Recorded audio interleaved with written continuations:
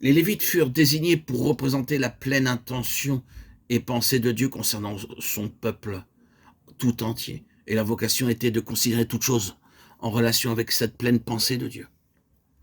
Cette première clause résume la vie, la nature et la vocation même des Lévites, la pleine connaissance de lui-même. Quelle est la pleine pensée de Dieu? Jamais personne ne dirait que la pleine pensée de Dieu s'est accomplie dans son peuple lorsqu'il le fit sortir d'Égypte, à travers la mer Rouge, dans le désert.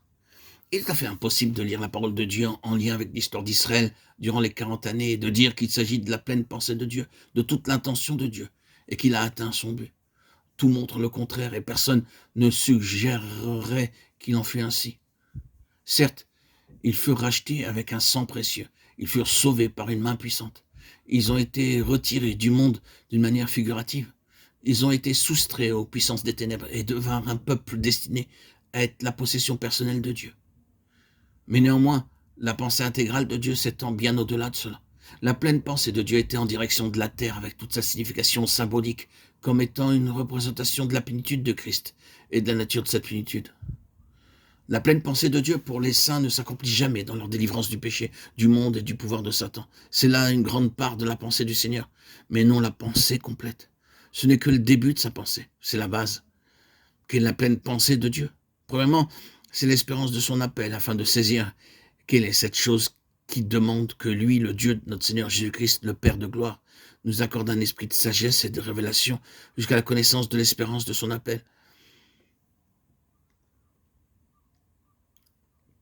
Les enfants d'Israël dans le désert vivaient, il est vrai, de manière inadéquate et tous trop faiblement, avec une espérance. Lors de leur marche, chaque pas effectué était un pas d'espérance. À chaque fois qu'ils étaient amenés à s'arrêter, ils le faisaient uniquement avec la pensée que peu de temps s'écoulerait avant qu'ils ne reprennent de nouveau leur marche. Ils étaient gouvernés par une espérance de leur appel. Quelle était cette espérance?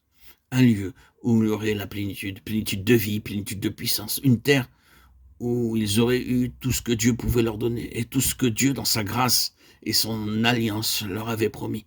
Un endroit dans lequel ils seraient dans une position de gouvernement, de domination, de puissance et de beaucoup plus que cela. C'était l'espérance de leur appel. À présent, dit l'apôtre Paul, c'est l'espérance de l'appel de l'Église. Ne peut pas être seulement sauvé des anciens états et terrains, mais être sauvé jusqu'à atteindre toute la plénitude de Dieu en Christ. L'Église, qui est son corps, la plénitude de celui qui remplit tout en tous. L'espérance de son appel est une chose immense. Puis, il y a les richesses de la gloire de son héritage dans les saints. Je suis presque sûr que nous n'arriverons jamais au bout de cela.